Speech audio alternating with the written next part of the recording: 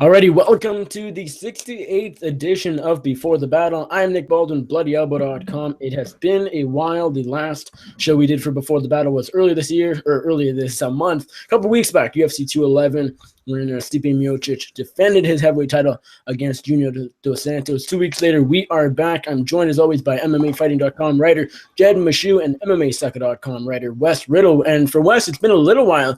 He hasn't been on the show since Cub Swanson versus Artem Lobov before that fight, ahead of that fight. So, Wes, how's it going? It's been a while. I've been doing all right, and it kind of stinks because the only card we had in between was UFC 211, which was a phenomenal card, kind of before, pretty average kind of in the end, but that was the only fight that we've had in the past month, and unfortunately I was up at a conference outside of Washington, D.C., so I couldn't be in attendance for at least this show for that card, but I'm glad to be back. I'm looking forward to talking about this kind of average, maybe below tier card. Are you really looking forward to talking about it? What I'm looking forward to is talking with you guys and not so much about the card itself. So I'm glad to be kind of back on and just doing our thing. Yes, for sure. Jed, it hasn't been a while, but nonetheless, how are you doing? I'm good. I echo Wes's sentiments. It hasn't been a while for us because you and I spoke yesterday for your podcast / my podcast at this point. Let's be honest, the MMA Circus. But yeah, we even talked about it yesterday some. Look, I'm not going to pretend I'm super hype on this card because I'm not. It's coming on the back burner of, the best UFC event of the year on paper, and in many respects, in actuality, UFC 211 definitely delivered on all its promise. And this is definitely a big letdown from that. It's a Sunday morning card, because it's a European card. So that's always sort of a drag. And frankly, it's Memorial Day weekend. I've got other plans. So I'll probably watch the card because, I will certainly watch the card at one point. I'll probably watch it live because it's Sunday morning. But it's definitely not the most exciting. The one thing I will say, though, we talked about it yesterday, Nick. Everybody was all hype on the Bellator card last week. This is a great offering from Bellator. This card is every bit as good as the Bellator card last week. I would say that it's actually a better card all the way through, and yet everybody's giving this card massive shit, and it just shows you the double standards applied to each individual promotion as far as the MMA game goes. Well, fair enough. Now let's get into this card because, again, I don't really plan on. Excuse me, sir.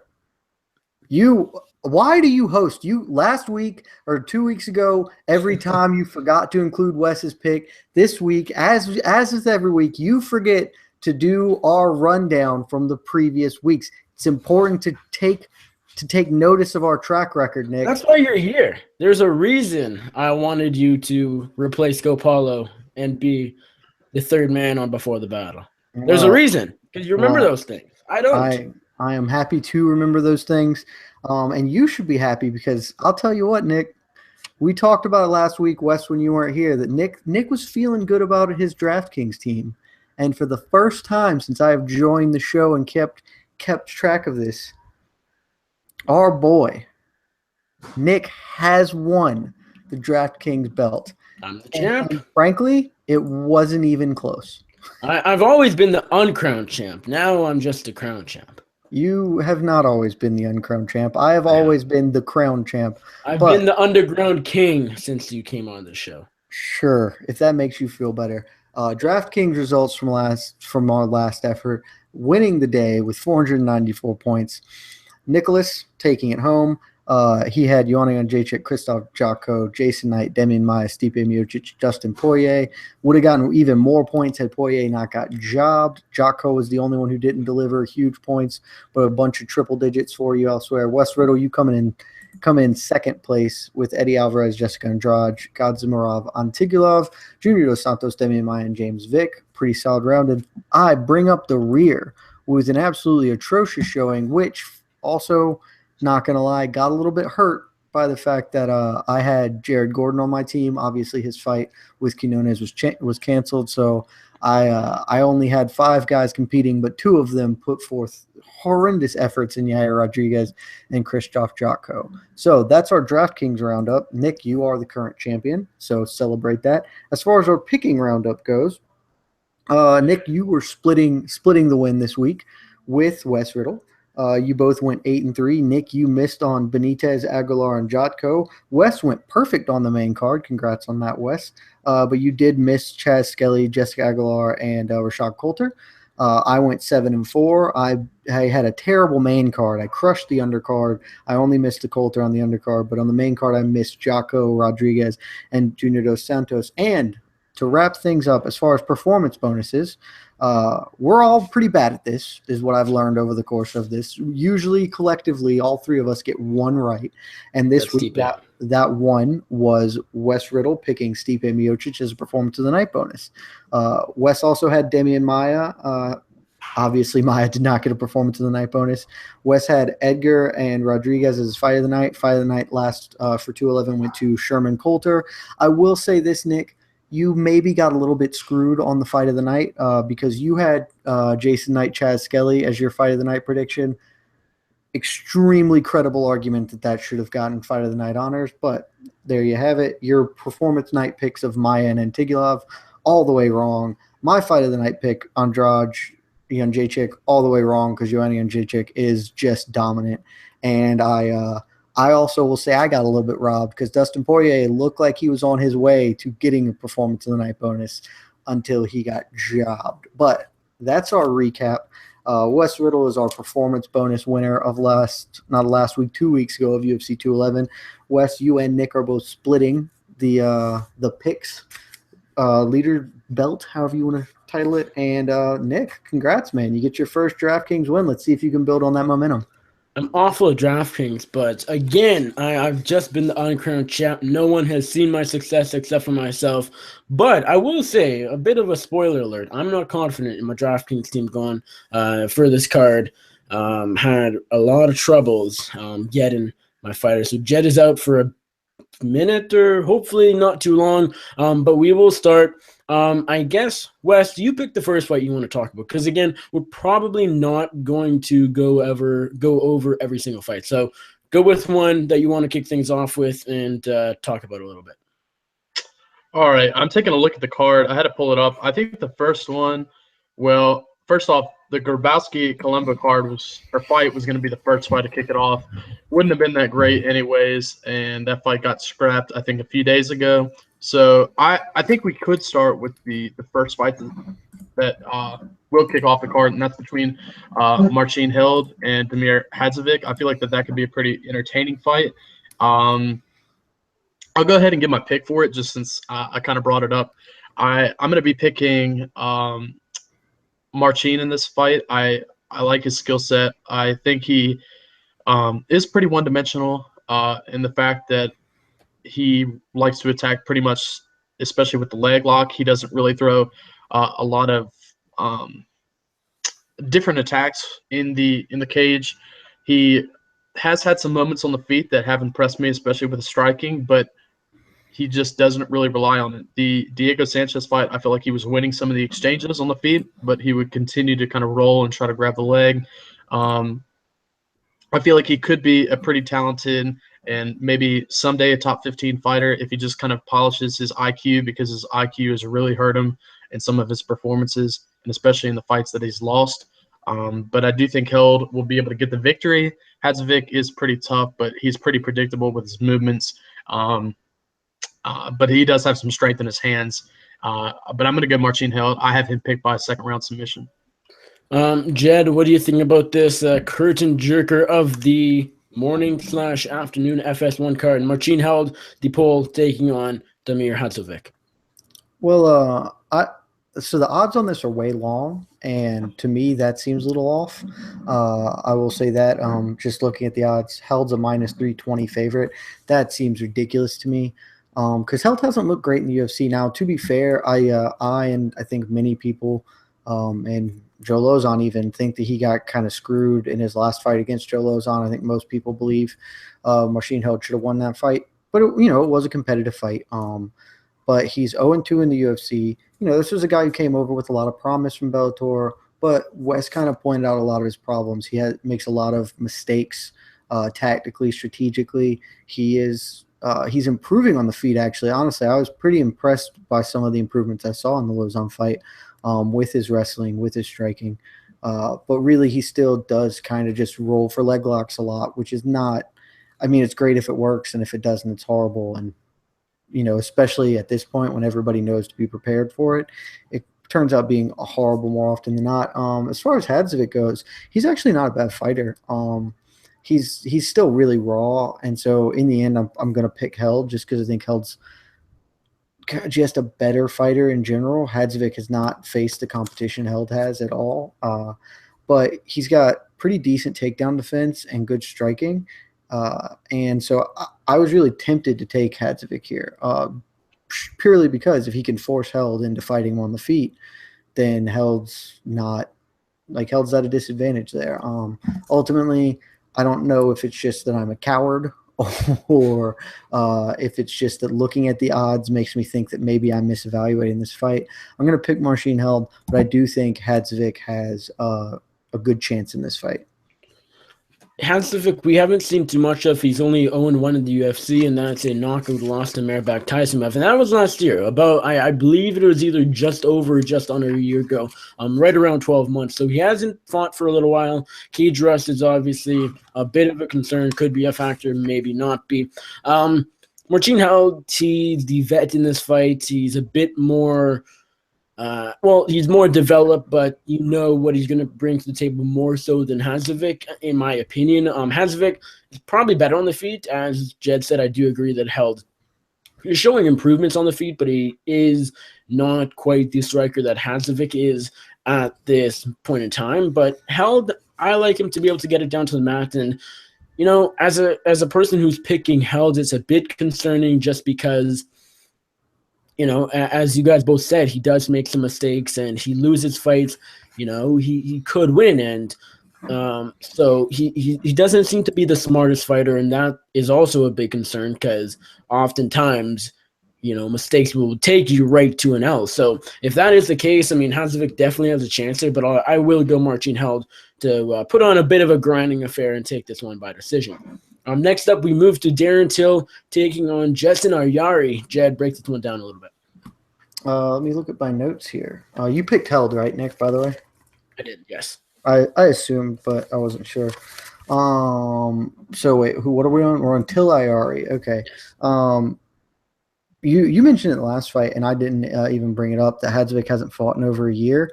Darren Till hasn't fought since October of 2015. Wow. That was the fight of the night with what's his name? Yes, the infamous Nicholas Dalby. Yes, that's the answer you're looking for. The draw against Nicholas Dalby, but that was October 24th of 2015. Since then, he has not fought. I don't know. I'm assuming injury there. I didn't honestly look into why there was that gap of a layoff, but that's an enormous layoff, and considering that layoff, it's a bit surprising to me that he's as big a favorite as he is, a minus 350 favorite over Jetson Ayari. But at the same time, he is a better fighter. He's big, athletic, southpaw, big power punching, but he's pretty limited. Usually fights he's just fighting out of the one side. You're not seeing a lot of different striking techniques from on the other end of it. Ayari is also, he's a power puncher, throws in combination, but he's got a complete game. He's got decent grappling to fall back on if he feels the need or sees the opportunity to do so. Because of the really long layoff, honestly gives me a lot of trepidation in picking Till here. I'll be honest, I hadn't made up my mind, and so I'm sort of just kind of talking my way through this right now. But my general sense is that Jetson Ayari can be competitive on the feet. I don't know. I think Till is a better fighter, but I'm going with Ayari. I feel bad about it, and I think I feel bad again because I didn't do nearly as much research as I usually do, and the odds have me scared here. But just thinking about it, Ayari can also throw in power punch. He's also a power puncher, works well in combination. Maybe a little more to his game than Till, who is very one side dominant, very left side oriented.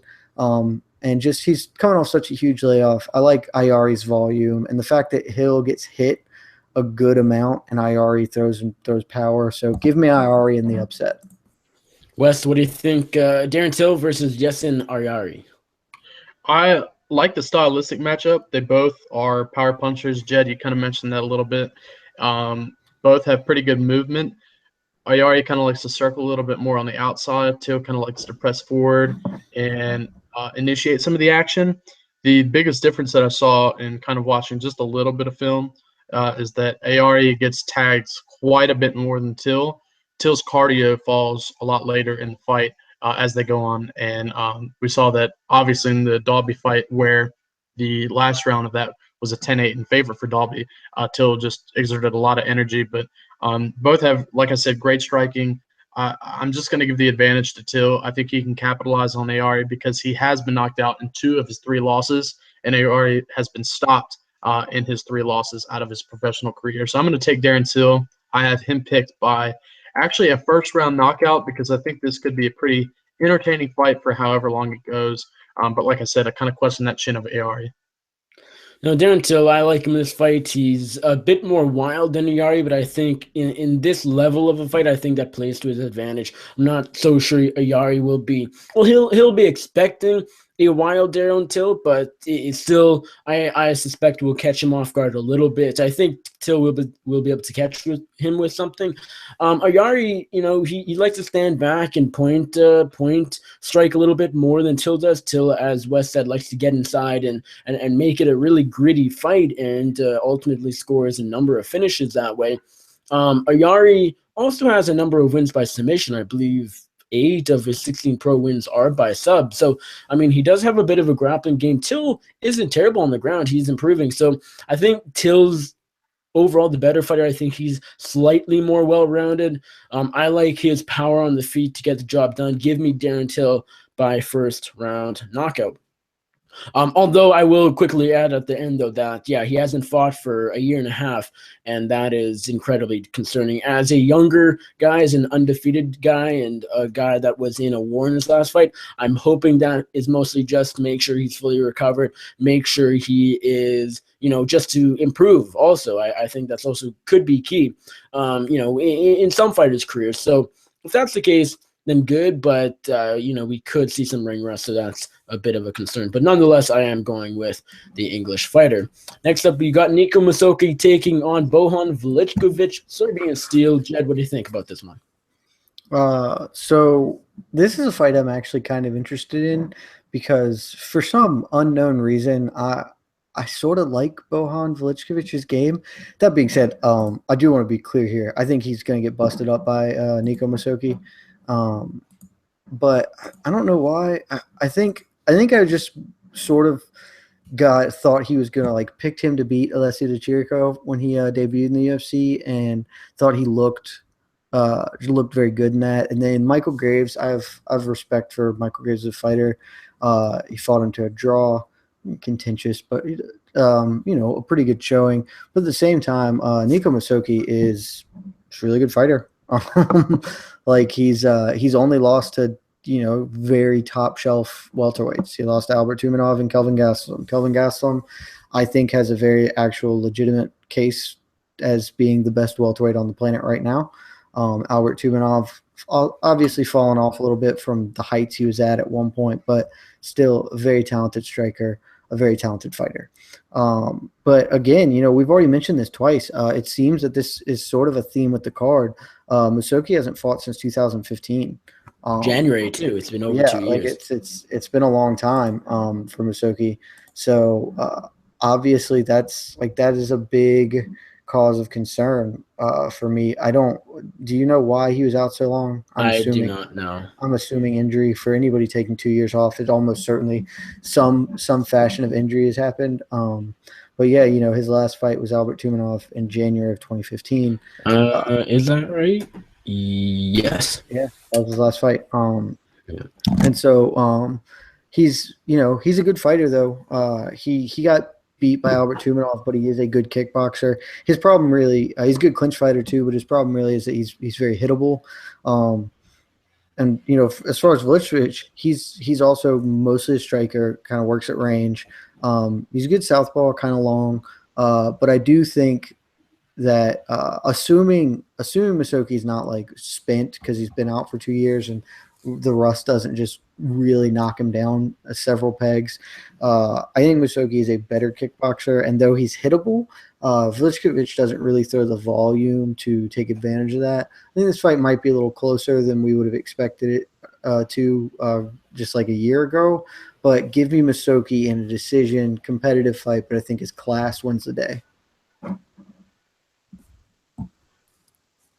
And it appears, Wes Riddle, are you there? Because it appears Nicholas is done. Yep, Nick's Nick's done. So Wes, what are your thoughts on this fight while he tries to figure his shit out? He'll be back. It looks like he's back now, but I'll go ahead and say this fight's pretty interesting. I'm going to be picking Nico Musoki. I know it's been a long way off, and it's kind of risky always trying to pick a guy like that because you never know what kind of ring rust he may have being out that long.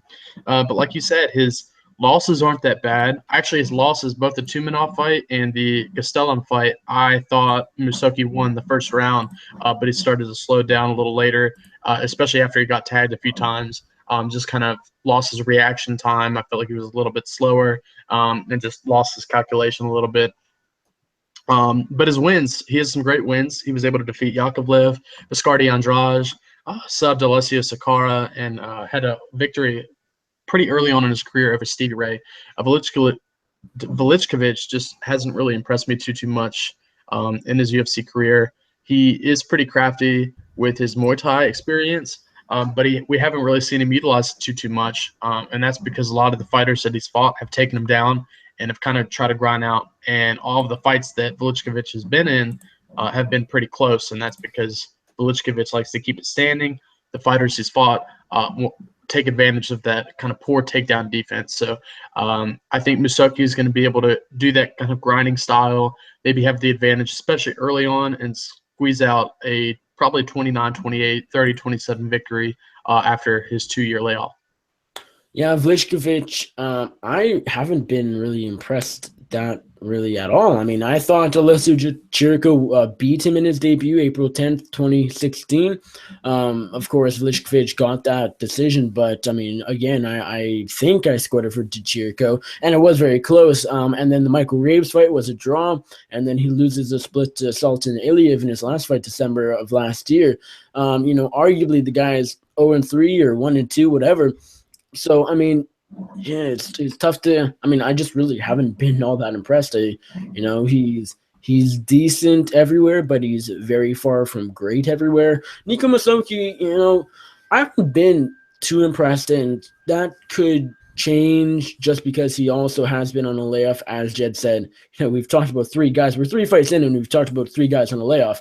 That's insane. Musoki hasn't fought since January of 2015, so that's concerning and interesting. I mean, is he better? Is he worse? Is he the same? Is there ring rust? A lot of questions in these fights, and so that's why they're so hard to predict. I will go Musoki, but again, he could be so suffer from so much ring rust. Velichkovic could outpoint him, grind him out, whatever.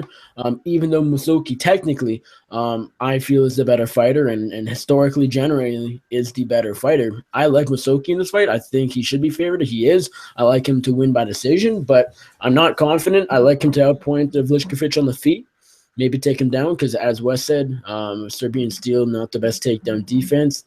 But you never know. Velichkovic could pull this one off, but I will go with the Swede here by decision.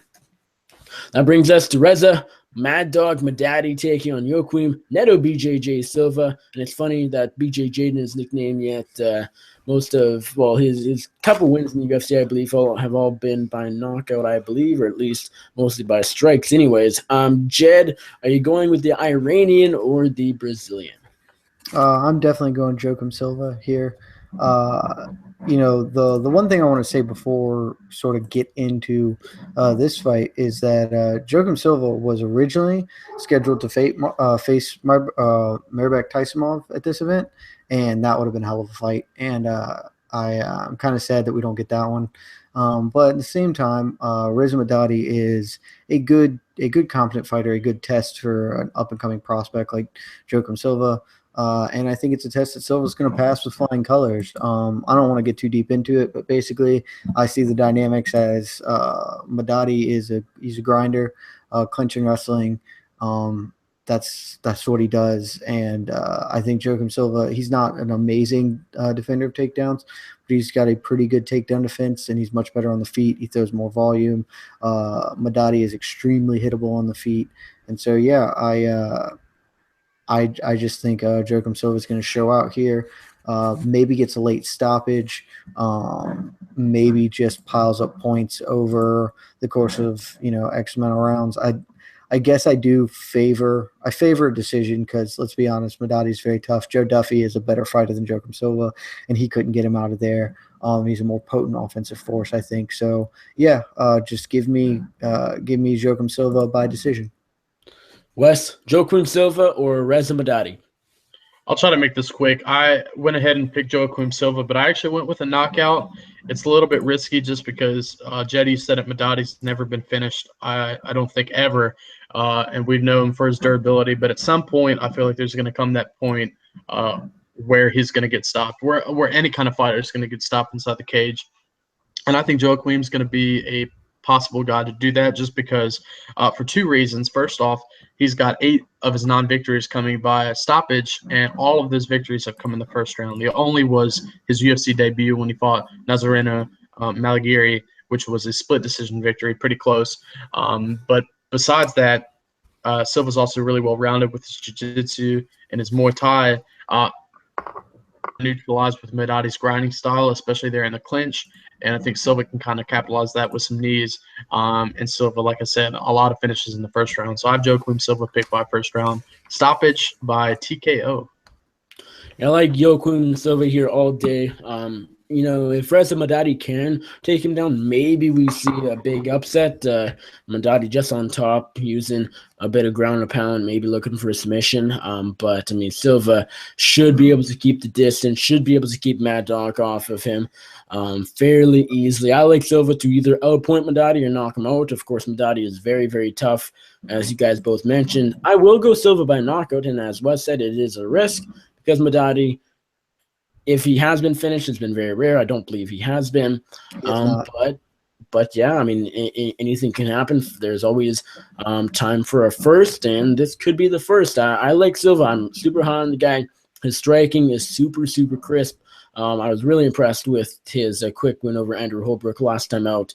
Madadi hasn't shown me too much. Give me Silva. I guess I'll go TKO. I think in hindsight, I'll probably be kicking myself because it'll be a decision, but I'll go out on a bit of a limb and say Joaquim Silva by TKO midway through the fight. Next up, that brings us to Trevor Smith taking on Chris Camozzi, a classic lowish level middleweight matchup. Jed, what do you think about this one? Dude, this is the most middleweight matchup. One, Chris Camozzi is like the prototypical middleweight guy, and Trevor Smith, his name even sounds like a forgettable middleweight. Like it's just blah. This fight's probably gonna be awful. Like it's gonna be great if you like general base levels of competence and no exceptional athleticism or skills, just banging against each other, but man, I don't even know what to say here. Chris Camozzi works at a good pace, but Trevor Smith also keeps a pretty good pace. Trevor Smith is a more active offensive wrestler. He's not a particularly good one, but he does shoot a fair amount, and that can take advantage of Camozzi's big weakness. Really, still is. He has many weaknesses, but the kind of thing that stands out most is that he's still not a great defensive wrestler. I think that on the feet, these guys are very even. I think maybe the wrestling of Trevor Smith can mix it up enough, make it a little different. I have no confidence in this pick at all. I honestly don't really know who to pick here. On the one hand, I do think Smith's wrestling is a nice little tool for him to have. On the other hand, Kamozi's 5 years younger and has at least looked better against the better competition. Like, neither of them have really beaten good competition, but Trevor Smith got his doors blown off by Talas Leites, and at least Kamosi lasted 3 rounds.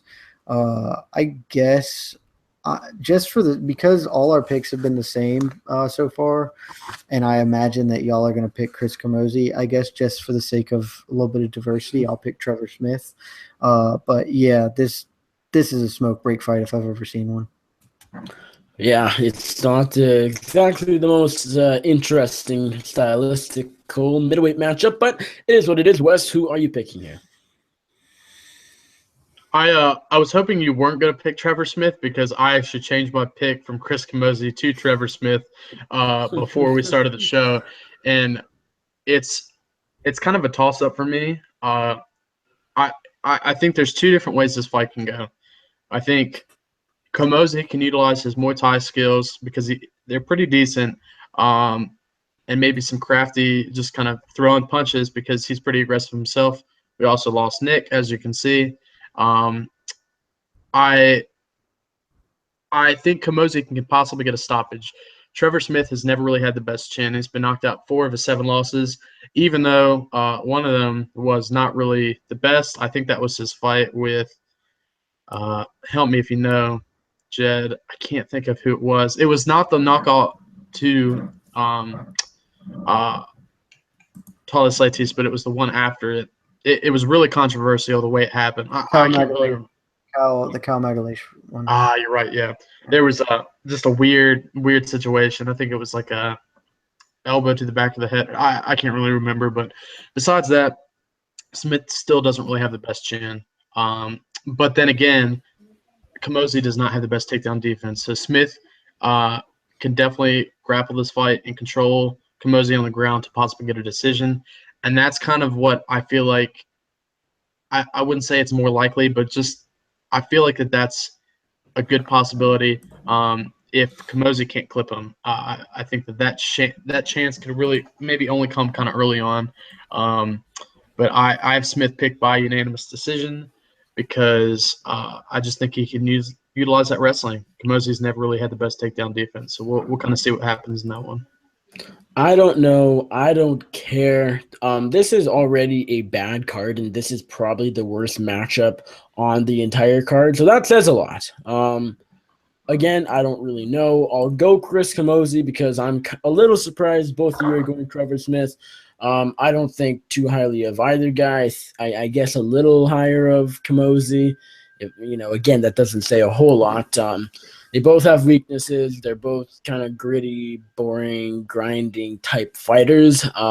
I think that's the type of fight we see, or we see a really lousy kickboxing match. I think might be a mix of both. Give me Kamosi on points, but again, really could go either way. So if you want to pick hot sauce, I can't fault you. If y'all will let me, I'll change to Kamosi. I literally picked Smith because I thought we were all going to pick Kamosi, and this was just getting boring. So in my head, I think Kamosi probably wins the fight, but I don't care. So Kamosi, I'll stick with Smith. All right, Wes is going Smith. I'm going back to Kamosi's head, and I'm going. Watch. Smith's going to win. I'm going to feel like an asshole. Exactly. Yep. I'm going the victim of the Jacare. Fine. I'm already here. I don't want to be that guy who changes it and then gets fucked because of it. So I'm staying with Smith, and I'll be okay taking my loss when I get my loss. We'll sink or swim together. Yep, that's fine. I'm just because I know as soon as I change it, Kamosi's gonna do something real dumb and get like tapped out quickly, and then I'm gonna be like, he'll be winning, and then he won't be winning. Yep, just like most of his fights. Yep. That's really. I don't know that he was ever winning either Jacare fight. That's how. No. But like Dan Kelly, I mean, it looked. I believe initially. That's every Dan Kelly fight, though. Dan Kelly's losing until Kelly's people. True. So it's not Kamosi, it's just Dan Kelly. Moving on, we got Pedro Munoz, one of the more promising bantamweights right now, 13-2 with 1 no contest. He's taking on Damian Stasiak Webster from Poland. Jed, are you going to go with the big favorite here in Pedro Munoz from Brazil, or do you think the Pole can pull off an upset? I'm definitely going Pedro Munoz here. I think he's just like a wildly better fighter. in like most respects. I think he's a really good ground fighter. I will say the one cause for concern here is Damian Stasiak has a surprisingly long reach. He's 70 inches of reach, which is a 6-inch reach advantage. So that's kind of fun, but I think he's not a great athlete in general. And he likes to wrestle. He's not great on the feet. He throws very little. He wants to be in grappling exchanges, and I think Pedro Munoz is just better in those exchanges. So maybe Stasiak can work takedowns, but I like Munoz to just kind of take control of this fight on the floor in sort of anywhere it goes. Like he beating Justin Scoggins, I give credit for wins like that. He's who did he lose to? Who, Stasiak? No, Munoz. Rivera, Jimmy Rivera. No? Yeah, Rafael Assunção. He lost to Rafael Assunção and Jimmy Rivera, 2 of the 5 best bantamweights on the planet, and it was a split decision against Jimmy Rivera. Like he was competitive against a guy who I think arguably is the toughest test for Cody Garbrandt in the division, except for maybe TJ Dillashaw. Like I think Jimmy Rivera, Cody Garbrandt is a fight that nobody's talking about that I would absolutely love to watch. So Pedro Munoz, I respect the shit out of his game. Choking out Justin Scoggins, that's a legit win. Damian Stasiak is going to get tooled up in a vicious way. There's a reason Munoz is one of the biggest favorites on the card. Give me Munoz by sub early. Wesley Riddle, what do you think? I'm going to be picking Munoz as well, but I think that definitely the submission could come early. But Stasiak, he's not really a slouch with his Brazilian Jiu-Jitsu either. He has 7 of his 10 victories by submission, and I think it kind of comes, like you said, Jed, with that reach. He also has some credentials as well in Jiu-Jitsu, but not as predominant as Munoz. The one thing that always kind of concerns me about Munoz is that he's relied so much on that guillotine choke that I feel like he's kind of gone away from trying to use his whole diverse skills to capitalize in a fight. But then again, he capitalizes on those who shoot in for takedowns, and that's what Scoggins did. I remember sitting there and watching it and saying Scoggins – I picked specifically Munoz because Scoggins always shoots for takedowns, and I had that feeling that it would come, and it ended up happening. Munoz can definitely control possibly some of the positions on the ground. Stasiak may be able to avoid them like he did when he fought Yao-Tseen Meza. Meza did have a couple holds in there early on, but that was, I think, Stasiak's debut. I may be wrong on that, but it could be an interesting fight.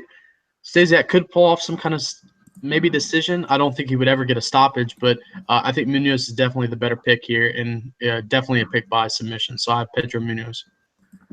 Yeah, I'm going Pedro Munoz here as well. Fairly confident, I think, the line. It's a bit off, but it's still not off enough where it's like, okay, go lay down a bit of money on Stasiak. It just doesn't really make sense to me. Stasiak is a grappler, but Munoz is a better grappler. A bit of a concern with Munoz, who I might be getting confused with he tapped out Russell Doan last summer. Did he not, or was that someone else? Sounds right. I'm not. I think that's right.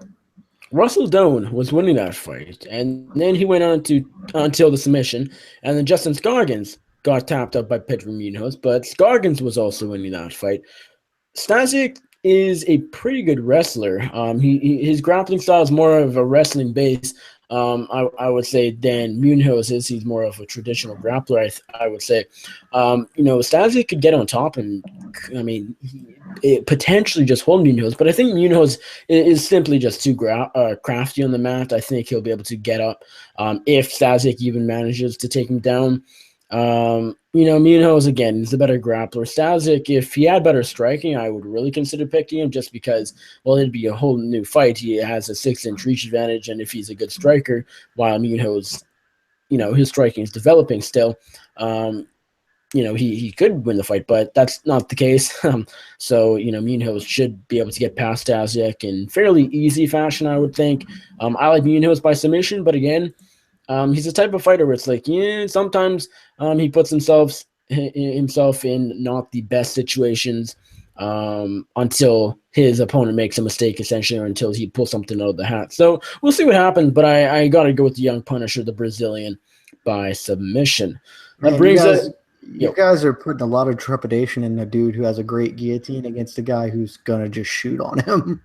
Like, What do you I feel mean? pretty confident Pedro Munoz is tapping out Damian Stasiak. I do too. But Stasiak, again, it really just comes down to both guys at the end of the day are grapplers, and one guy's a better grappler. I mean, So yeah, I just felt like y'all were giving Stasiak a lot more credence than I am. maybe I'm just trying to make it sound interesting when it's not. I mean, this whole I guess card is interesting. if that's the case, I this should whole, just say this this is whole a stupid card's fight. interesting. You don't have to make it sound interesting. It's naturally compelling. Yes, of course. Again, I'm a journalist, I'm not even a journalist, but I'm a writer, not a promoter. So what am I trying to make fights sound more interesting than are? Anyways, let's move on to the 6-fight FS1 main card, UFC Fight Night 109, again in Stockholm, Sweden. And it's a Sunday show. Reminder, it's a Sunday show. I keep forgetting that. I'm going to wake up, set my alarm clock for a Saturday and wake up earlier than I should. But that's my problem, not yours. Let's talk about Jack Hermansson taking on Alex Nicholson. The Spartan versus the Joker. I like the Joker better as a nickname, and I think he's going to win this fight. Jed, are you going with the Swede or the American? Oh, God. I don't know, man.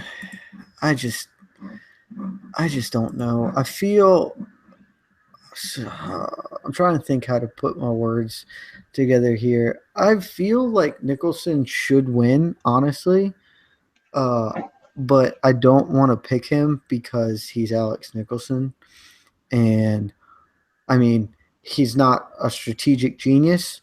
And he also has made, comments that many people find awful. Aren't fan favorites? Yes. Yeah. I'm not a huge fan of him personally from statements he has made. And so I always dislike picking people I don't like personally. But at the same time, like, this is going to be a striking affair. Your record's on the line. Your DraftKings championship that is no longer yours is, it's true. a 2-fight skid for you. It's on the line. So it's true. Hermansson is a more technical striker. He has a good jab, good combos.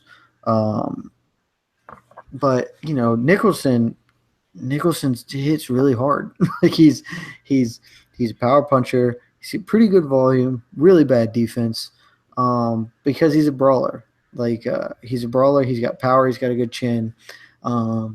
And because he's a brawler, the fact that he has like a pretty major size advantage here, 4 inches of reach, 3 inches of height, sort of mitigates that somewhat. Hermansson has so much better defense that I guess Hermansson's the logical pick.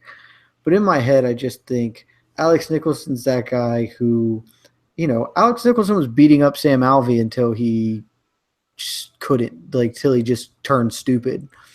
And when he was fighting Sam Alvey tactically, he was beating him up, and then he started getting drawn into doing stupid brawly shit, and then Sam Alvey beat him. And I sort of feel like if he wants to try and be a technical fighter with Jack Hermansson, I think he can do it successfully. I don't know if he can keep doing it long, but he might even be able to successfully brawl with Jack Hermansson. I don't know. My gut's telling me Nicholson, so I'm going with my gut here. I'm probably going to look like a jackass, and I'm okay with that because I don't really want Alex Nicholson to ever find success in fighting. So, Alex Nicholson, KO, middle of the fight. All righty, Wes, Jack Hermansson, or Alex Nicholson. I wasn't really too sure who to pick here, and pretty much had the exact same reason. I am not the biggest fan of one of the two. Which one, Wes? Which one?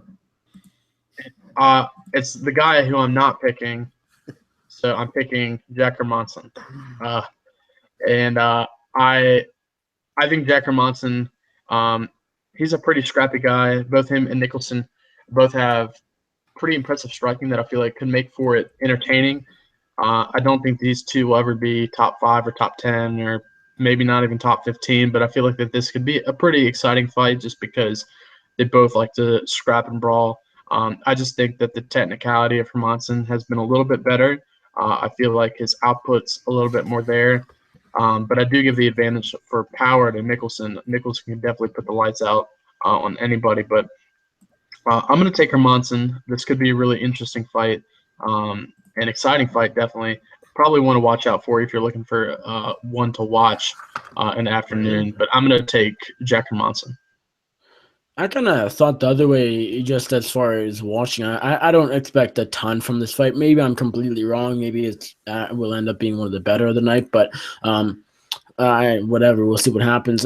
It's funny because not that long ago, most people, including myself, were under the belief that Alex Nicholson was one of the worst fighters in the UFC, and not as a person, because in that sense he is, but as a fighter too. But I won't go that far. There are a lot of really shitty people in the UFC as people. Fair enough. I mean, he's not a good one, but there are a lot of really shitty people. Just saying. Just throwing that out there. Continue. I will. Nicholson, though, he impressed me in defeat against Sam Alvey. I mean, he was outpointed to Alvey, and maybe everyone's looking too much into that fight, because now that you think about it, Alvey, he's not known for his outputs. He's a counter shot puncher. He is very timid on the feet at times. So does it really come? I mean, at the time, yes, but in hindsight, again, hindsight 2020. But still, I ultimately walked away from that fight thinking, okay, Nicholson isn't actually as bad as I thought as a fighter. But, and to be fair, he also got smashed by Misha Serkinov, who is a whole weight class above him, and yada yada yada. I like Jack Hermanson, but I'm not confident.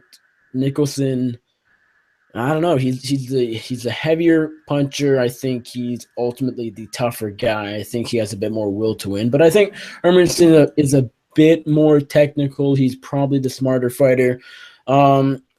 Super tough one to call. It really could go either way. This is probably going to end by split decision, with Hermanson being a Swede. Judges might want to lean his way. I'll go Hermanson. I'll just go out on a limb. I'll say split decision. I think he outpoints Nicholson. But again, I kind of am already thinking to myself that sounds a bit crazy, because Nicholson might even be the better striker. Honestly, Hermanson could even take Nicholson down. That might be his best path to victory. And I think he has a bit more well-rounded game. Ultimately, he's just a better fighter. I like Hermanson by close decision. Moving on, that brings us to newcomer Oliver Enkamp taking on Nordine Taleb. Taleb was supposed to fight. Remind me, who was he supposed to Emil Meek. Yep. Emil Meek, yes, that is right. And that was actually going to be an awesome fight, so very disappointed that fight got scrapped. What were the other fights that were supposed to happen? I know Colombo, Grabowski was on this card, and then, of course, Tazimov and Silva. Was there one other that got scrapped completely, or am I Sudden Blood, Kamosi. It didn't get scrapped completely. Obviously, Kamosi stayed on the card, right. But Sudden Blood got pulled out. And then there was at some point some discussion of Francis Ngannou versus Stefan Struve attached to the card, but I think that was early on. It fell through pretty quickly. Alrighty. Anyways, newcomer Oliver Enkamp taking on Frenchman Nordine Taleb. Jed, who do you like here? Taleb is a sizable favorite, probably for a good reason. I mean, well, look, okay, so Nordine Taleb is a good fighter. And who is he supposed to fight? You just said it, and I already forgot. Meek. He's supposed, and that's a good fight. Like Emil Meek, that makes a lot of sense. Whereas, look, I'm going to be honest. I know nothing about Oliver Enkamp. I watched no tape on him. I didn't even look for it. What I can tell you is he's a super young guy. He's got a short record. I think he's only 7-0. He's a black belt in karate. He's a switch stance fighter. Got pretty good range. But that's it. I got nothing. Muay Thai background, and he likes to do flashy stuff. I mean, this is a young kid coming in on short notice against a good, talented fighter, a talented. I guess I won't say prospect, because Nordine Taleb's old, but Nordine Taleb, he's got the people who beat Nordine Taleb are good fighters. Santiago Ponzinibbio is a good fighter. Warley Alves is a good fighter. I respect his game. I respect what Nordine Taleb can do. I'm not saying beating Eric Silva is like an amazing thing, but there was a point in time where everybody thought Eric Silva was hot shit. Give me Nordine Taleb because I know he's a competent, strong, talented kickboxer. He's facing against another guy who looks like he's going to come in and try and strike, but with way less experience and much younger. And so Nordine Taleb, by virtue of being a much more veteran fighter. Jed or Wes, Nordine Taleb, and newcomer Oliver Enkamp. Do you know anything about the Swede here? And Taleb, do you think he takes it? So I know a couple things. I actually watched a little bit of footage on him. The first thing I know about Enkamp, of course, being a Swede, he actually trains and is good friends with Ilir Latifi. Also, he's still undefeated as a professional. He has 7 victories. He has a couple, most of them I think are submission, and then I think he has 1 or 2 knockouts. But after watching some fight film of him, he is pretty young. I actually am pretty impressed with his style. He's fights in a kind of a lanky karate stance and likes to throw some pretty wild punches. So this kid, I mean, he's pretty entertaining. From especially all the highlights that I've seen, some of the fights. And I've honestly kind of enjoyed his style. But the question is he going to be able to be a guy to defeat Nordine Taleb? One of the problems that I noticed with Enkamp and some of the footage is that he gets hit quite a bit. He's taking a lot of risks to try to land some pretty wild kicks. Especially he likes to throw the left kick, or not the left, his right kick, followed up with a couple punches, kind of like the Cerrone when he knocked out Rick Story. That's kind of what I see out of Enkamp with some of his combinations. But to be honest, I kind of like it. I feel like he could be something. He just has a really big test in Taleb, who is a pretty powerful striker, but also is pretty crafty with his wrestling skills too. Taleb's been able to utilize that in some of his UFC fights. So this could be pretty exciting of a fight. Enkamp could come out there and know that he's got nothing to lose and just may go balls to the wall and maybe is able to get some kind of finish. But like I said, he's pretty exciting. But I'm going to give at least my pick in this regard to Nordine Taleb. I haven't picked by decision, but don't be surprised if Enkamp could possibly pull out some kind of victory in this one. Well, I'm with Jed. I did do any research on Enkamp.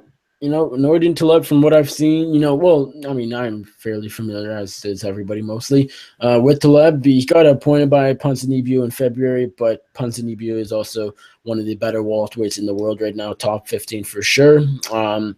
Before that, he knocked out Eric Silva in a bit of an upset, got choked out by Warley Alves the fight before, dating back to 2015. He's gotten better, and I think that could be key. I like his power. I like his stand-up abilities. Again, I could be, this really isn't a fair prediction because, again, I don't know anything about Enkamp, but this is a tough debut, especially on short notice, very short notice at that.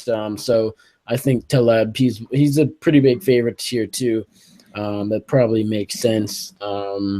What is he? Of course, UFC.com doesn't have it, but he is a big favorite from what I remember. I think he gets the job done. Minus 535. Exactly, and so I like him here quite a bit to beat the Swede in Oliver Enkamp's debut. Moving on, we got Abdul Razak Al Hassan taking on veteran Omari Wolverine Akhmedov. Wes, we'll start with you this time. Do you like the undefeated Abdul Razak Al Hassan, or do you think Wolverine pulls this one off? And Akhmedov had a lot of steam when he was coming into the UFC. Ended up losing to Gunner. Then was able to put a couple wins together, but then we saw him struggle versus Sergio Moraes and Elizu Zaleski in kind of the later rounds and fights that he was winning. So he kind of slowed down later in those. Had a really impressive performance over Colin Noak in his last fight. Showed a lot of skills where I didn't think he would be able to dominate like that against a crafty veteran. But the thing is, Al Hassan is probably on this card the wildest fighter, maybe one of the wildest fighters on the entire roster. This dude, as soon as the bell rings, is showing so much movement up and down, moving forward, continuously liking to throw, and is just a freaking powerhouse. And Al Hassan could definitely go in there and get a quick stoppage.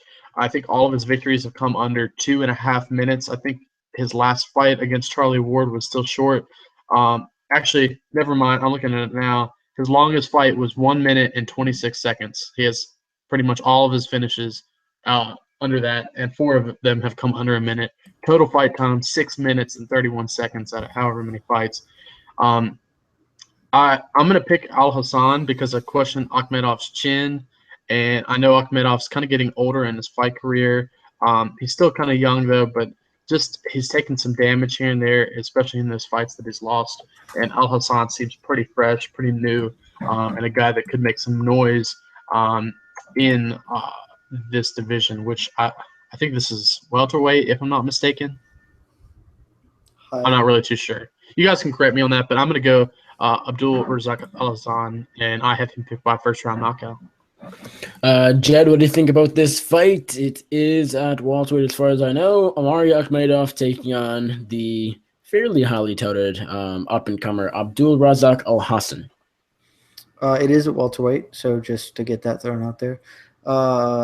Good it fight. Is or isn't? It is. It is a welterweight contest. Look, Wes kind of took everything I wanted to say.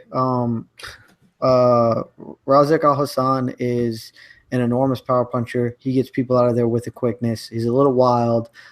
His UFC debut against Charlie Ward lasted, like 30 seconds or something. And in that, he's winging that overhand right. He buzzed Ward, and he starts winging that overhand right so hard that he's like falling over sometimes.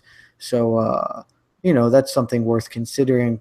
And on the other end of it, Akhmedov also has got power in his hands. But Akhmedov's he's a glass cannon. He's an explosive wrestler. He's an explosive puncher. But he throws everything similar to Al Hassan. He throws everything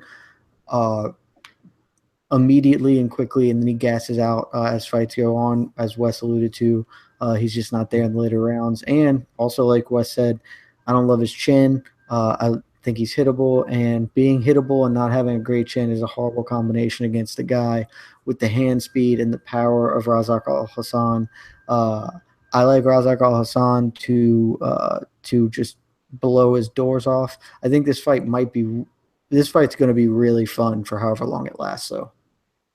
Yeah, it will be. This is one I'm looking forward to. I will, again, like you guys, pick Al Hassan in this fight. He is younger. He has, I don't really know about his chin, but Akhmedov has been stopped on the feet a number of times. Most recently, he did beat Kyle Noak, but he did have those couple losses. A couple year to 2 years back. So I like Al Hassan. He's very unproven. He's only had one fight in UFC. It was a quick win over Charlie Ward. So, it's hard to take away a lot from that fight other than the fact that the guy is super wild. He's athletic. He has he's a very, very big power puncher. And it seems like, good strikers are kind of Akhmedov's kryptonite at this point. I think Al Hassan gets the job done pretty quickly. But we don't know really much about his ground game. He has 0 wins by submission, and most of his wins, as far as I know, have completely been on the feet. All 7 have been by TKO or knockout. I like him to knock out Wolverine. Akhmedov has a good, grinding style, grinding game, wrestling game. So if he can sort of expose Al Hassan's weakness on the ground, if he's not great on the ground, which could be the case, he could grind this one out. But I do like Abdul Razak Al Hassan to get the knockout pretty quickly. Moving on, we talked about Peter Sabata taking on Ben Killer B. Saunders in a fairly interesting welterweight matchup. Jed, who do you like here? Sorry, I was muted. This is a well-made competitive fight. Haven't been a ton of those in this card. A lot of wide favorites on the card. This is a much closer contest in those regards. Look, everybody knows who Ben Saunders is, what Ben Saunders brings to the table at this point. If you're watching this show, you've watched Ben Saunders fight 20 times probably. He's a long guy, deep, good Muay Thai, good clinch work, a solid defensive wrestler, and when he does get taken down, he's got an active guard. Sabata is sort of a jack of all trades. wrestles a little more than he prefers to wrestle. And when he does get somebody down, he's pretty good at it. He's pretty good with his top control, but he's not a super effective wrestler. On the feet, he doesn't throw that much volume. And so to me, I think it's a competitive fight because Sabata is, 4 or 5 years younger. He's a southpaw.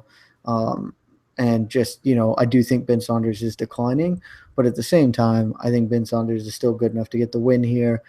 I like his volume. I think he can force Sabata to engage in a kickboxing affair with him. And in that regard, Saunders has, I think, the advantage there. In the clinch, I definitely think Saunders has the advantage. And if Sabata can't get him down, which I don't really think he can, Saunders' guard is still enough to, trouble Sabata at the very least. So give me Ben Saunders in a fun decision.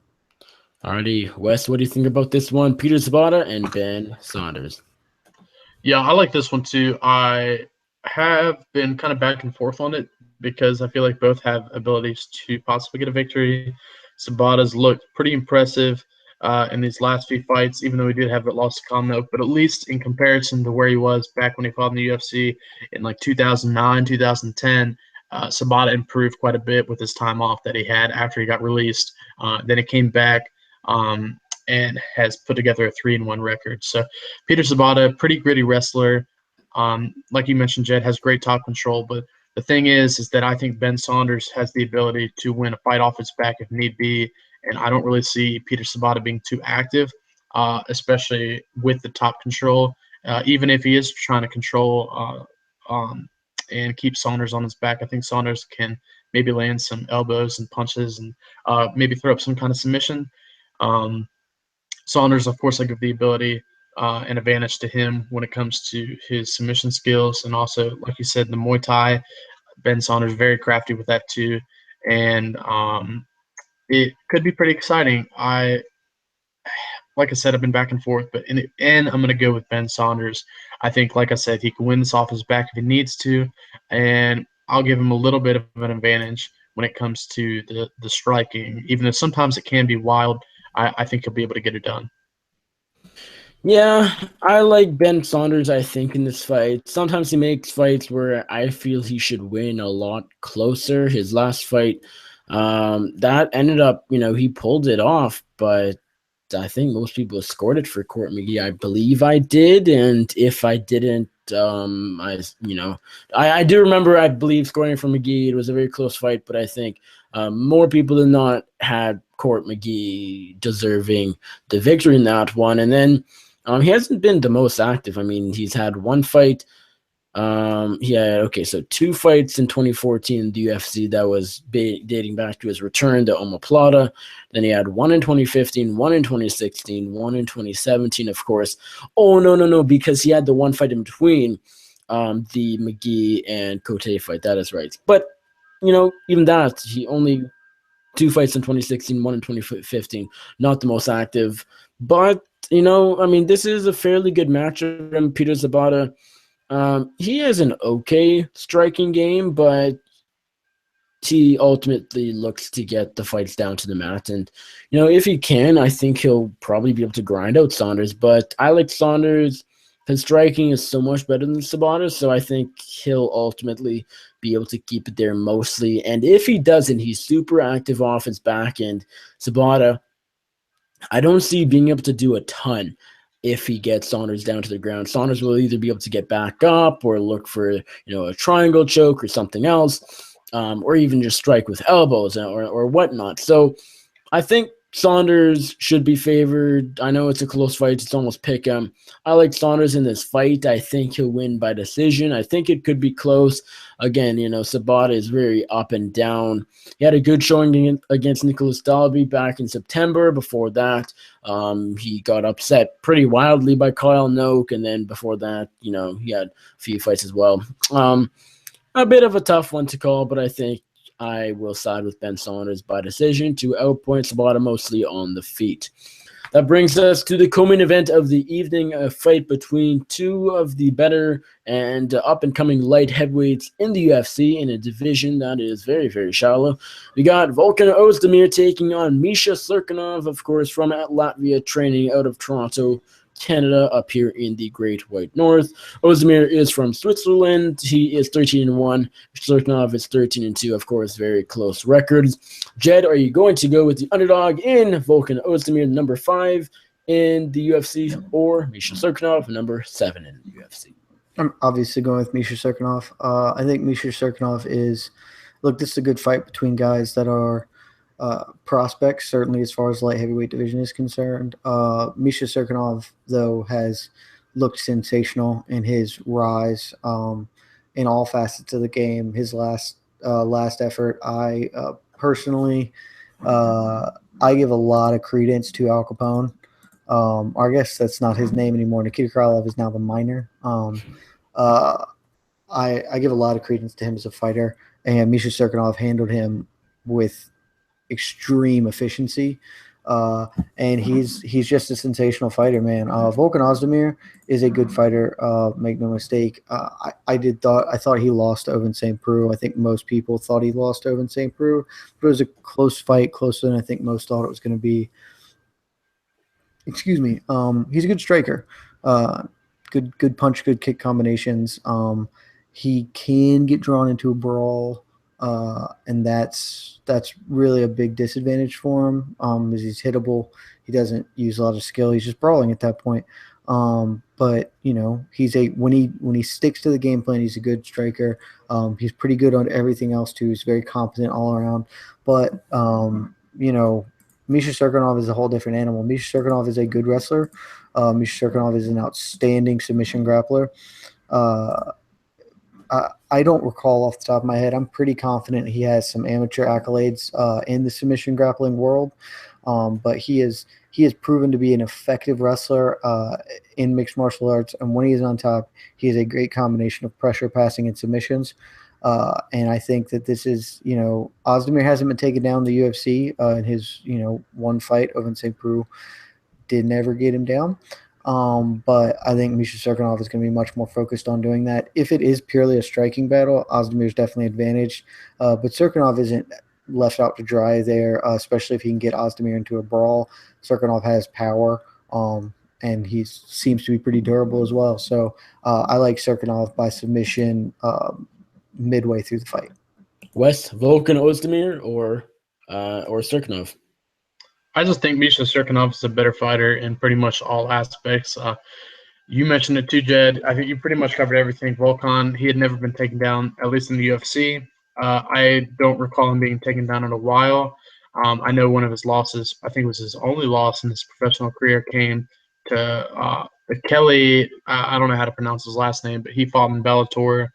Still may be in Bellator, but hasn't fought since that Liam McGeary fight, which he lost.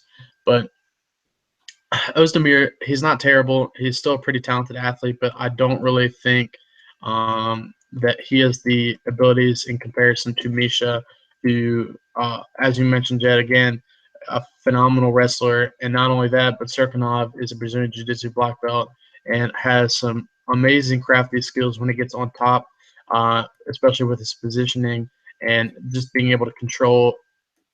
He could honestly probably, if he can get anybody – almost, I won't say everybody, but probably almost everybody in the light heavyweight division on the ground, at least on their back, I think Misha could possibly get kind of any kind of victory he wants to. He could brutalize in all positions with strikes and with his submission attacks. And Cirkunov's just a really dangerous fighter, I think, and hope he's going to be some guy that can maybe someday contend for the light heavyweight title, which I think he can. I think he has the abilities, but we're going to have to see him against better competition. And I think this will be another good fight to propel him into getting a top 5 opponent. So I'm going to take Misha Cirkunov. I haven't picked by a third-round submission, but I do think it'll be pretty dominant. Yeah, I like Misha Cirkunov quite a bit here. I missed Ozdemir's debut, so I can't really go off of scoring too much, but from what people said, it sounds like, it could have gone either way for sure. It was a close fight, but I know a lot of people did give it to St. Preux, but that isn't actually saying a whole lot because St. Preux was favored. He was a top guy going into that fight. Ozdemir was relatively unknown. It was his debut. So, on paper, a big debut win for Ozdemir, and that's the only reason he's ranked above Cirkunov. Stylistically, not the best matchup for him. And just, skill-wise, I think Serkinov is a much better fighter. He's more talented. He has more potential. I think Serkinov is a guy who, if you want to say will be fighting for the title sometime in the next year to 2 years, that's somewhat likely. If you want to say Ozdemir will be in that case, I'd be a little surprised if he gets there. But of course, it is light heavyweight and it's so shallow, anything can really happen. OSP probably can make it back to the title if he really tries. I'm going to go Serkinov. I think he gets Ozdemir down to the ground where he's a wizard and taps out Ozdemir. I think it's fairly simple. There's not much to break down. If Ozdemir can keep distance, sure, he might be able to outpoint Serkinov.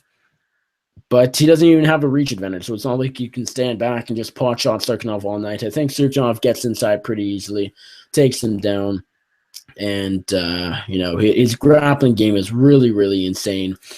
Super high-level stuff from the Latvian Canadian. I like him a lot here. Misha Serkinov with one of the bigger wins in the UFC. I still would put the Nikita Krylov win over this despite the rankings and whatnot. Serkinov will beat Ozdemir. That's my prediction. I'll go second round submission. That brings us to the main event of the evening. Last fight, number 1 light heavyweight contender Alexander Gustafsson, the Mauler, taking on number 2 Glover Teixeira. Jed, who are you picking here? We talked about this some yesterday on the MMA Circus. I am picking Alexander Gustafsson. I think this is a great fight. It's a very competitive fight. I won't bury the lead here, or I guess I'll preview a little bit of what's to come for us, but this will end up being my fight of the night choice as well, because I think both fighters are going to win rounds here. I am picking Gustafsson on the fact we discussed a little bit yesterday. There's an idea that Gustafsson is on a decline, and that is, I guess, possibly true. To me, I haven't seen that. Gustafsson has just lost to the very best of the best in his division, and that's it. He lost to John Jones in Fight of the Year, one of the best fights ever, arguably the best title fight of all time. A sensational fight that nobody gave him a chance in. Rebounds by beating Jimmy Manuwa quickly and efficiently. Jimmy Manuwa likely the next person in line for a title shot if John Jones and Daniel Cormier fight each other this summer, or if something happens and John Jones fucks up yet again, Manuwa's going to get slid into that. So, that's a great win for him. He lost to Anthony Johnson, just brutalized very early, but everybody loses to Anthony Johnson except for Daniel Cormier. So I don't take much away from that. Then he fights Daniel Cormier again, split decision loss. Could have argued won it, almost knocked out Cormier in the middle of the fight.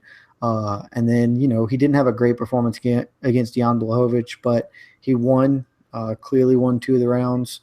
I don't think he's fallen off. I think that he is just a guy who oftentimes fights to the level of his competition, and that maybe he looked a little past Blachowicz. Blachowicz is a good striker, and Gustafsson had a little trouble on the feet with him, but then he, made a good tactical decision and took him down. As far as this fight goes, go with Teixeira. They're both obviously a great fighter, big power striker in his hands, kind of a limited striker, but the strikes he does throw have power in them. Where he really does his best work is taking people down and working them over on top. But I think maybe he can get some takedowns on Gustafsson, but I'm not sure he can do that consistently. And on the other hand, I think Gustafsson, one of the most underrated wrestlers in all of MMA. I think he's a sensational offensive wrestler. I think he can absolutely take down Alexander Gustafsson, who is sneakily not a great defensive wrestler. So I expect both guys will be able to score points, win rounds in this fight. I think it's going to be a little bit of a back and forth affair. But I do like Gustafsson's ability to change the pace more with his wrestling. And I think Gustafsson he throws a little bit more volume. He's more fleet of foot. Glover is very plodding, very slow. And while I don't think Gustafsson has showed any signs of slowing, I do think Teixeira probably has shown us that he is, on his physical decline. He's 37, closing in on 38, and he is coming off that absolute. He's coming off beating Jared Cannonier. Great win over a decent guy, but he also, got his doors blown off by Anthony Johnson. basically by the third punch Anthony Johnson threw. So I'm picking Gustafsson. I think it's going to be a close competitive fight. I just think Gustafsson's going to win more of it. Alrighty, and Wes, Alexander Gustafsson, Glover Teixeira to put a stamp in the light heavyweight division, perhaps in a title shot, although I do think that'll end up going to Jimmy Manuwa after JBJ and DC, or even before that, as Jed sort of predicted last night. Who do you like here, Gustafsson or Glover Teixeira? I don't want to elongate it too long, but I pretty much agree with everything you said, Jed. And I think one of the biggest things that I like that you said is that Gustafsson has not really declined, in my opinion. I feel like he gets a lot of critique on his performance against Jan because he was rocked a little bit early. But, I mean, they're light heavyweights. People can always get tagged, and moments like that always happen in fights because mixed martial arts is always unpredictable. And Jan, of course, is heavy in the first round, but Gustafsson losses aren't that bad. John Jones, Rumble, and Cormier, and has some decent wins. Manuwa was still a really impressive victory, even though that happened 3 years ago, and Manuwa's improved a little bit since then. But Gustafsson has not declined too much. I think he's still a very dangerous fighter and can definitely pose some threats in this fight. With Glover, his situation is I guess he got tested pretty quick against Rumble with his chin, but ended up getting a pretty impressive victory over Jared Cannonier, who is a dangerous striker in his own regard. Teixeira kind of utilized his wrestling to get the victory in that one. So I look at it the exact same way as you, Jed. Teixeira, he could land some takedowns here and there, but Gustafsson's wrestling is very, very underrated. We saw it in the John Jones fight. We saw him utilize his wrestling very, very well when he fought Shogun Rua. And Gustafsson also looked pretty good when he fought Thiago Silva with his wrestling. So I think there are just a bunch of ways that it kind of neutralizes in that aspect. And I think Gustafsson can possibly have the advantage on the feet. I know that may be a little reach saying that, but speaking of reach, Gustafsson, I think, will have a reach in this one by quite a decent amount. So I think Gustafsson could possibly not really point his way to a decision, but fight a little bit more tactically and a little bit more intelligently. And I don't know if Glover's going to be able to land that knockout punch or be able to control Gustafsson enough on the ground to make it a fight in his favor. So I'm going to take Alexander Gustafsson by a unanimous decision to defeat Glover Teixeira. This is a really close fight. I think, Gustafsson, he has the reach advantage. It's not huge. It's 3 inches. It's worth noting, but it's not the fight determiner, so to speak. If he stands back and does what he does best, and that's, point fight on the feet, basically stand back, use his reach to his advantage, use kicks and whatnot, limited kicks, but still a bit.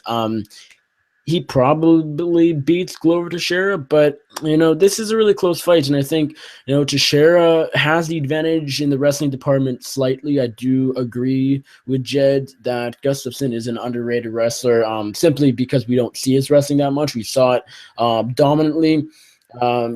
Most of his winning time, so to speak, in his last fight against, what's his name? The guy who we debated last night.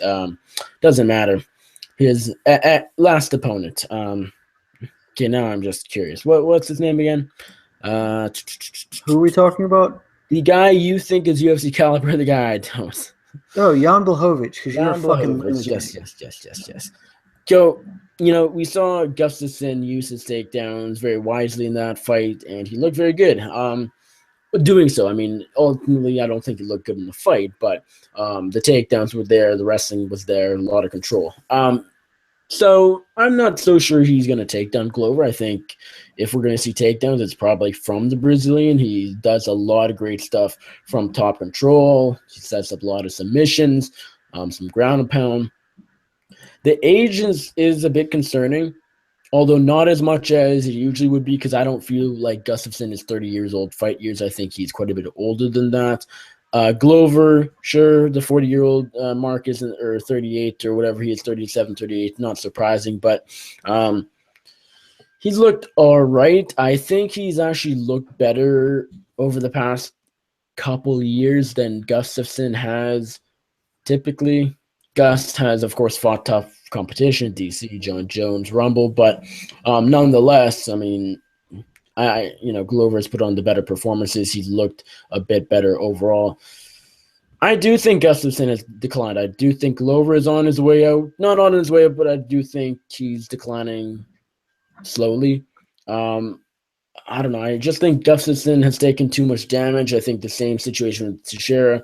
I think Gus, he's more so not the same fighter than he once was than Glover is. I think Glover is still there more than Gus is. I like Glover to land some heavy shots on the feet and mix him some takedowns. I think he has more ways to win this fight. I think Gustafsson only has a few options. One of them, of course, being standing back and outpointing Glover, which is very likely and absolutely, it could happen. It very well could happen. Gustafsson, though, the line is off. I mean, Gustafsson is a 3-1 favorite or whatever he is. That's really insane. I'm going to go Glover to share. I like him to mix things up a bit of hard, Gustafsson's a better striker, but Glover has the power. He could even knock out Gustafsson. That's something I really never considered, but it is possible. I mean, he hits very hard, and it's 205, and Gustafsson, sure, he has a good chin, and he's tough, but every fighter's chin goes eventually, mostly. I like Glover. I don't like him a lot. I'm not confident. I think it'll be a decision. I just think he lands enough damage on the feet and mix in some takedowns, and I think he gets the decision nod over fellow former title challenger, that is, Alexander the Mauler Gustafsson. So that does it for UFC Fight Night 109. I said we weren't going to go over every fight, and what did we do? We went over every fight. Let's talk our predictions for the bonuses real quick, and then DraftKings, and then we'll be out of here. Wes, let's go to you first. Who do you got winning fight of the night and performance of the night? Man, my fight of the night's going to be hard to call. I guess the one that I feel like could be the most is probably what you guys are going to pick, or the most entertaining, and that's going to be Gustafsson versus Teixeira. I know we'll probably all agree on that, but I'll pick that as my fight of the night. I'm going to give my two performances to Abdul Razak Al-Hassan. I think he'll be able to knock out Omari Akhmedov. And I'll give my second one to Joaquim Silva. I think he'll be the first man to stop by knockout Hezem Madadi. And Jed, what do you think? I'm pretty close with Wes. I originally was going to have Razak Al-Hassan have the fight of the night, because if that fight goes longer than a round, they're just going to be throwing bolos at each other, and it's going to be hella fun. But I don't think it's going to go that long. I think they're going to come out, swing, and Razak's going to knock him out quickly. So I have Razak Al-Hassan getting a performance of the night bonus, his second in two efforts in the UFC. I'm also going to pick Pedro Munoz to get his third in a row performance of the night bonus, because I do think he is going to get the submission with relative ease over Stasiak. And then as far as fight of the night, I'm going the main event. Like I said, I think it's going to be a back and forth affair.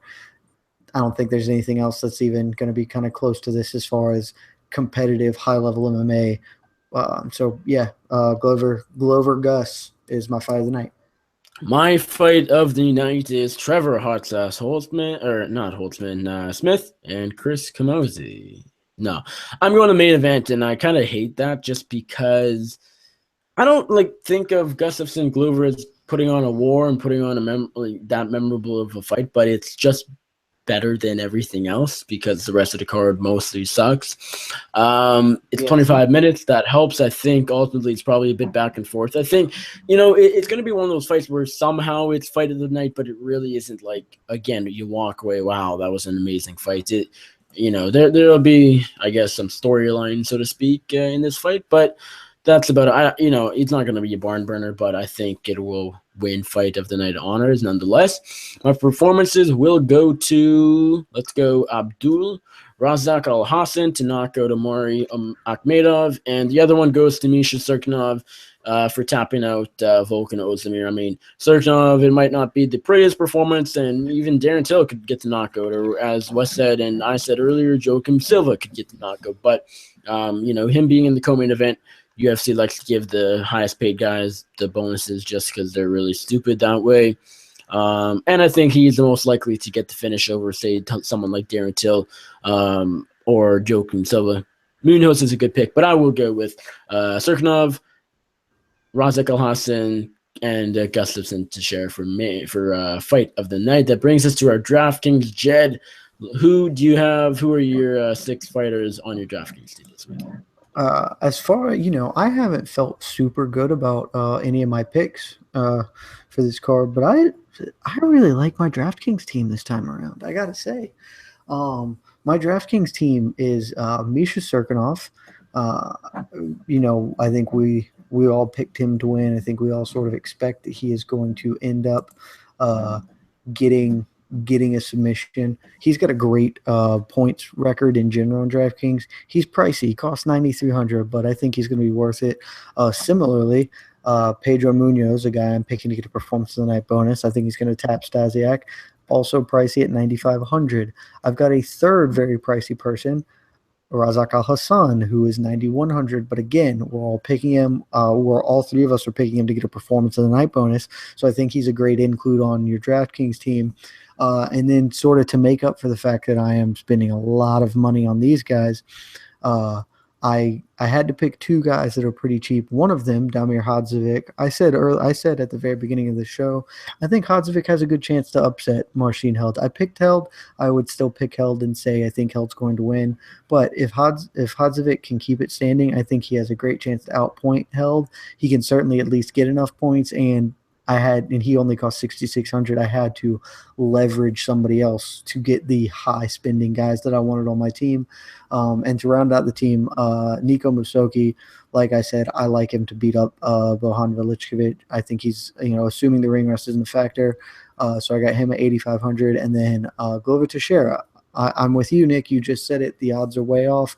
I think Gustafsson's going to win, but it's 5 rounds. Even if Glover loses and the fight goes 5 rounds, he has a good chance to get a lot of points in a loss.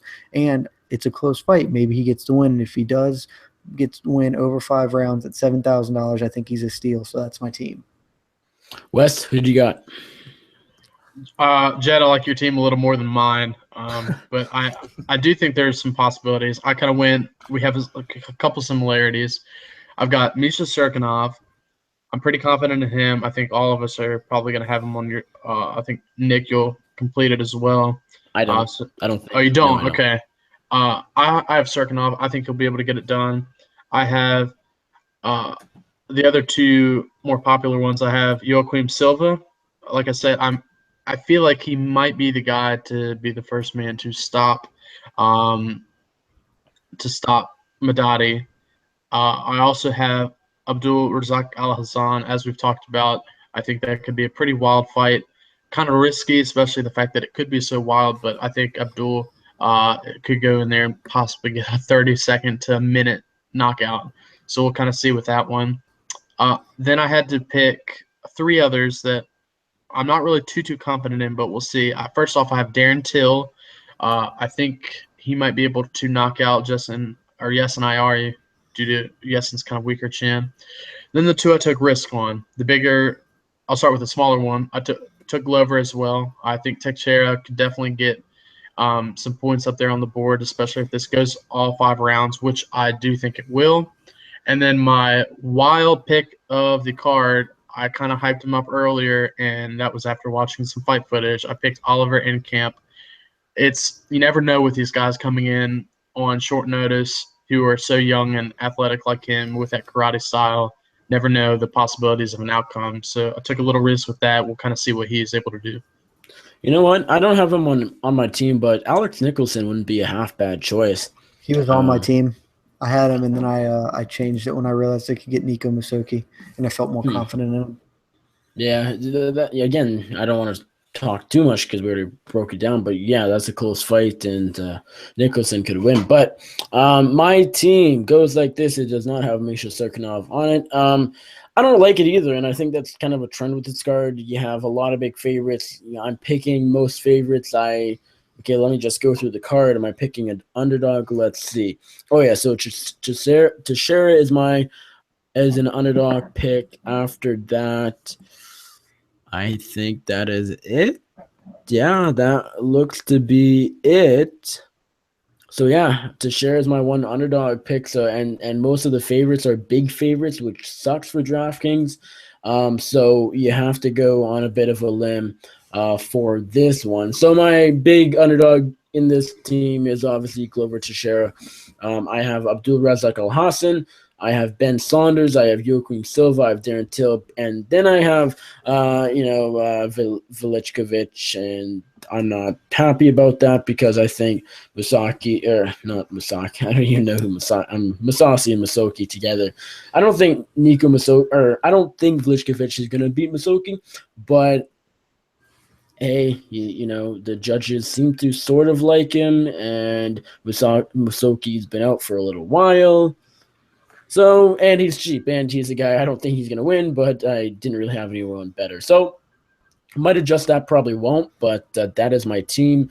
The one guy I just don't like, of course, is Bohan Vlichkovic. I'm not a big fan of Ben Saunders on my team just because, I always seem to overestimate what he's going to do. I expect so many points, and it's a bit of a lackluster decision sometimes, particularly thinking about his last fight. So, that is that, and that is episode 68 of Before the Battle in the books. Thank you guys for watching. If there is anybody watching still, I know we planned to do this a bit quicker than usual. It probably ended up, I don't have the stream in front of me, but it probably ended up being a fairly typical 1.5 hour show. That's just what you're going to get with us. Jed, let the people know where they can find you on social media, where they can find your writing, where they can find your podcast, and anything else you would like to plug. You can find my writing at MMAfighting.com every single day. You can find me on social media at Jed K Meshew, JEDKMESHEW. That's on Twitter. And if you follow me on Twitter, basically everything I do will get plugged, pimped out on there. I am also a co-host of another podcast. It's called The MMA Circus. Our most recent edition dropped just yesterday on bloodyelbow.com. Several great interviews. You should check that out. And I co-host yet another podcast called The Naked Truth with MMA Twitter luminary, The Naked Gambler. He and I are probably not going to get an episode done this week. We are both having a lot going on, and just it's a busy week for both of us, and it's hard to get time scheduled. But if so, it will be on Twitter. So check that out if that happens. That's all I got. Thanks for having me. Always a pleasure. I'm coming for my belt again, Nick. Just so you know, that DraftKings right here, baby. Right here. I'm not confident in DraftKings. You can take it this week, but I'll be right back on the horse. Coming up the next card. The next card is a good one or decent. Aldo Holloway can't complain. So I'll get my belt back. I mean, I don't even plan on losing it, but I mean, there's a better chance that I do.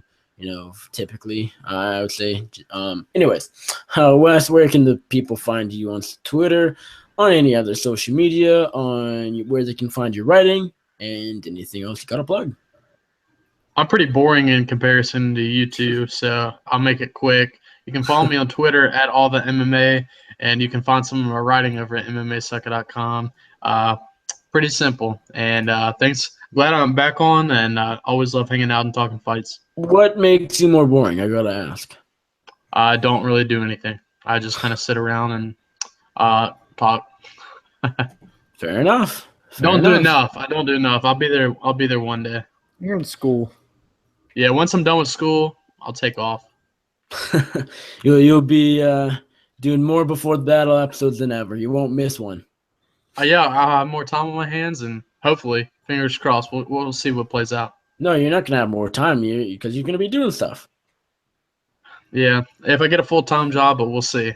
You never know. Maybe I'll get a full-time job through MMA. That's the ultimate dream. Yeah, full-time. Yeah, exactly. What's that, Jed? That's the problem. Wildly overrated. Yeah. Well, yeah. Dream, maybe you know how to dream. I mean, when you're getting paid, peanuts, as some fighters would say. Maybe not a dream. But anyways, you guys can find me on the Twitter at NickUFC. The usual disclaimer, I don't know anything about anything except for mixed martial arts. So tweet me at your own discretion, I guess you could say. You guys, although despite that, do follow me and I'll follow you back. Probably, and if you tweet me, I'll probably tweet you back unless you're an idiot. You guys can find my writing over at bloodyelbow.com. SB Nation is actually doing a whole new layout, whole new sort of design.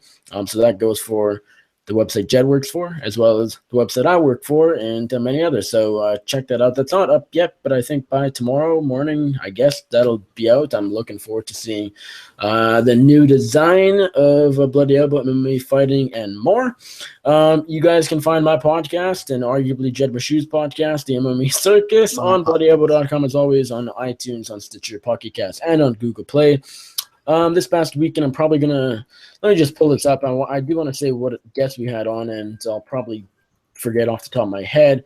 This week, we had guest co-host Jed Meshew. We also had Cajun Johnson. We had Tony Martin. We had CES MMA featherweight champion Matt Bissett. We had MMA lightweight Adam Lorenz and MMA lightweight Corey Chambers. Very interesting interview with Cajun Johnson, particularly – he, of course, had the little protest at the UFC Athlete Retreat over the weekend, and so great to chat with him about that. And Tony Martin, very cool interview, and the rest of the interview is also awesome as well. So check it out, the MMA Circus episode 112 up earlier today. I think that's it. Thank you guys for tuning in. I hope you guys enjoy the fights. Reminder, it's on Sunday. I think that's it. Enjoy the fights. We're out. Love you guys.